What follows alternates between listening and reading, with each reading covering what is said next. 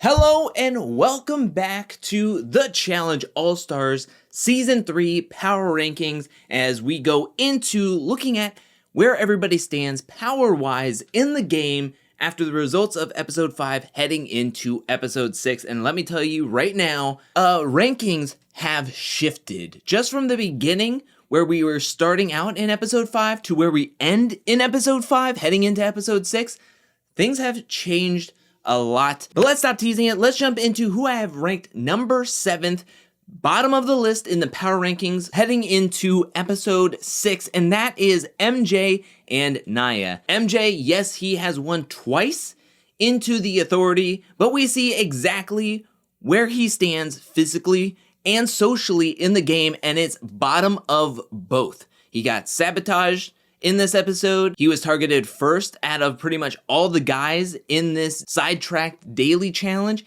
and he was on the verge of going into the elimination if Brad had not freaked out, ran to Mark and Wes for protection, and Wes volunteered himself. I think Mark would have easily said MJ's name, and it would have been no sweat off his brow to say MJ's name. And I feel like MJ's number is going to be called sooner rather than later. There's a lot of heat on him, and he is just at the bottom ranks. Naya I have at the bottom here because we haven't seen her really do much in the game. She's playing a very quiet game.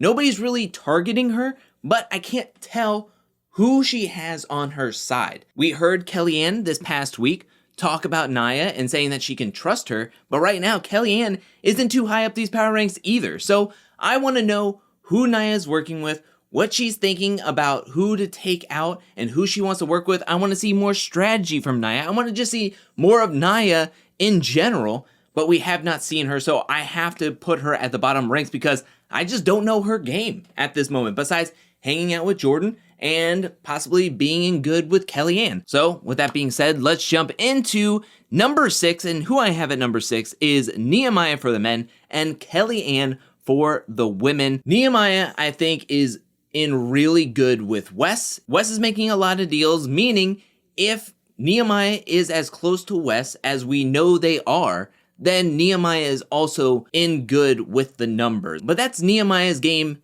indirectly affecting him rather than directly affecting him, because I don't know all the deals that he's making on his own and who he's working with outside of Wes. Because just like I said with Naya, Nehemiah is also playing a very low, under the radar, quiet game. We have barely seen him on the edit. We just know that he is in good with Brad and Wes, who are in good with other people. So in this web of social games, Nehemiah is set up to do very well, and nobody is really thinking of him when in the authority to throw him in, which is a great deal. I just don't know how much power he exactly has on the game because I don't know his game. KellyAnne is at the bottom of the bottom. She was already targeted when Kendall was still in this game, and after Kendall was eliminated, she tried to scoot in good with Beth, bond with her to grab onto some numbers. She also said that she's good with Naya and possibly John A. But in saying that, KellyAnne was knocked out second in the daily challenge of Sidetrack this past week's episode, meaning she got 7th place. She has a big old target on her back now, especially with Beth out of this game, and I feel like they're going to try to take KellyAnne out and throw her into elimination. There's still a lot of treehouse numbers, and we don't see a warring alliance being made just yet. I mean, if we have 7 players left in this game, and the other side that isn't the treehouse doesn't come together soon, then the treehouse is just going to be able to win, more likely than not, into the authority and start to pick off the other players one by one. Well, luckily with this new twist, that whoever they send into the elimination can choose who they want to go up against, but it's still a risk. It's a risky play to know that you are possibly going to be sent into the elimination and could be possibly sent home. So I do think that KellyAnne can get far into this game and take out players who I have ranked above her. It's just that power-wise, she just does not have a ton of power in this game, or has shown to have a ton of power in this game. As of right now, I have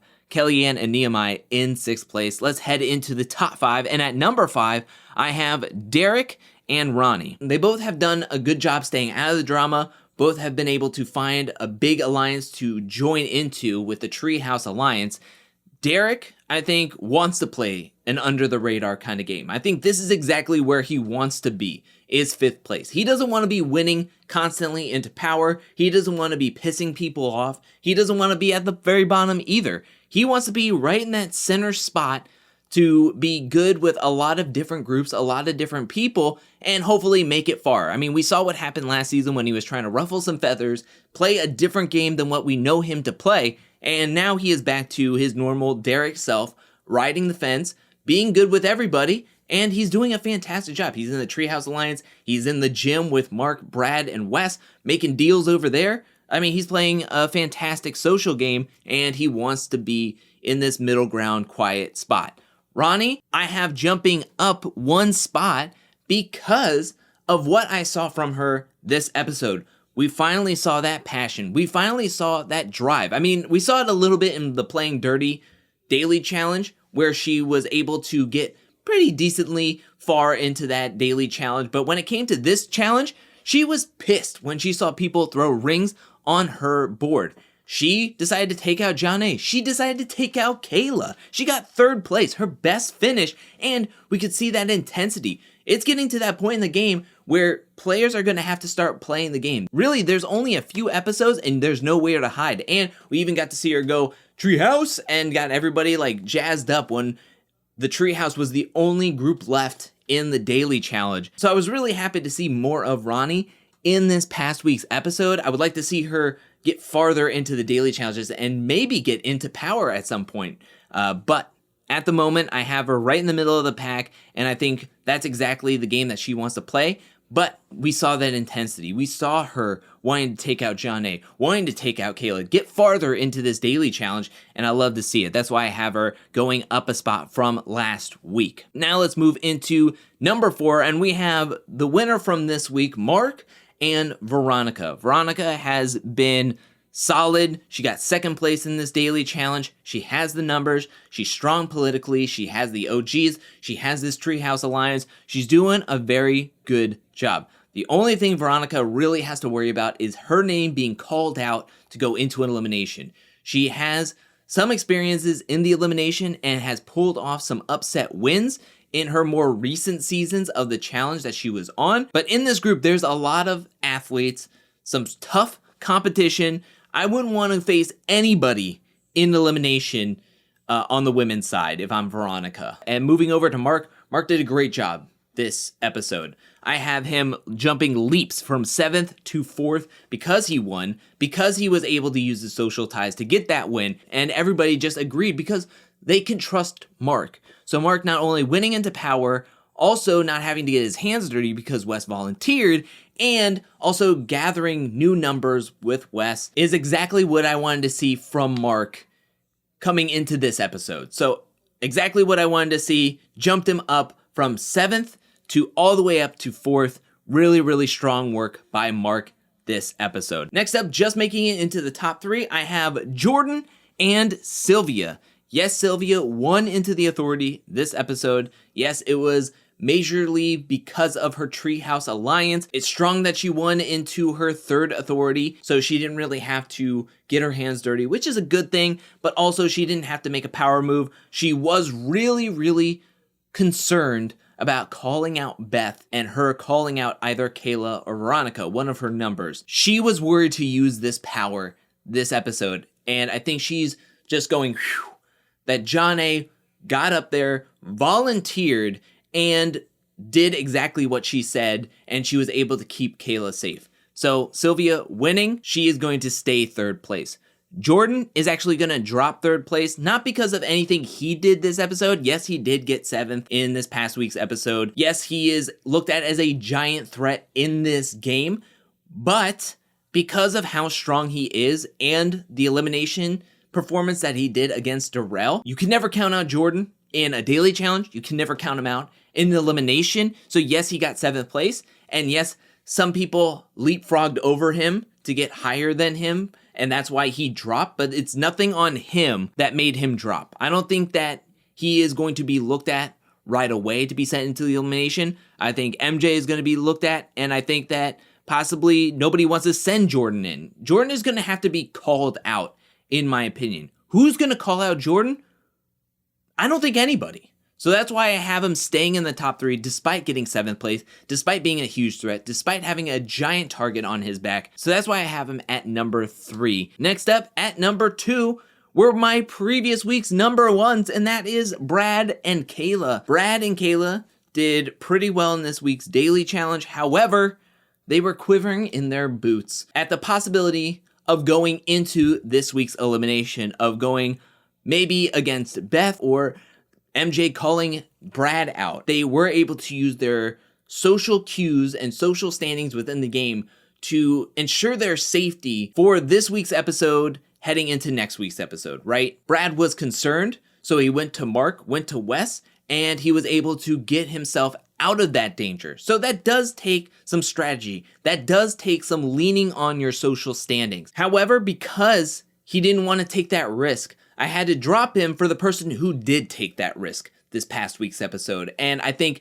majorly gained a ton for his risk, for his power play. So because of somebody else's power moves, I dropped Brad down, forcing myself to put in who I think is number 1 from this past week's episode. And Kayla, the same thing. Kayla used her social standings to keep herself safe. And luckily, John A was able to volunteer herself to where it kept Kayla safe. And Kayla is still a very strong competitor physically and socially in this game. But just like what I said with Brad, because of the power move made by another individual, I was forced to drop these 2 down to put up who I think is number 1 after this episode because of the power moves that they made. And let's just jump right into it. The top 2 players that I have at the end of episode 5 heading into episode 6 is none other than Wes and John A. Yes, the 2 players that went into an elimination this past week episode, and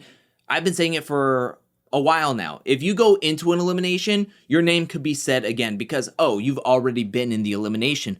But they saw an opportunity and they took it. Let me talk about Wes first, because I think I have a lot to say about both players and what their moves mean for them, not only from this episode to next episode, but what it could mean for the rest of the game. So Wes pulling off this move is huge. Who was Wes's biggest threat in this game? Well, it was Jordan, and yes. What does Wes do?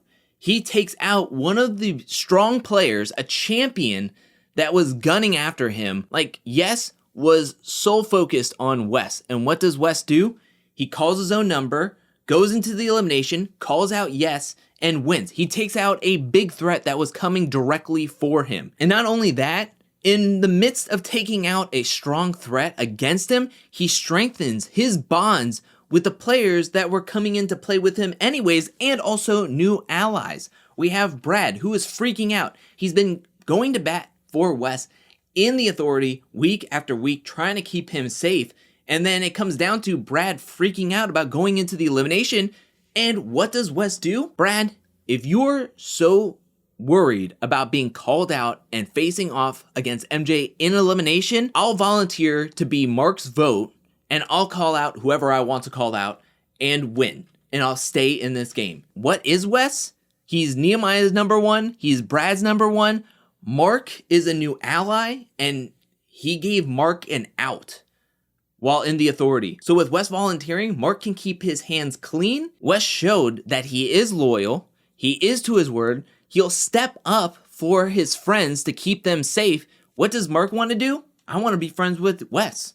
I want him to want to go into the elimination for me. So now that just strengthens that bond with Mark. And he took care of business this past week's episode. That's why I have it at number 1. And John A, I think, pulled off an equally powerful move this week to shoot her up from number 2 to number 1.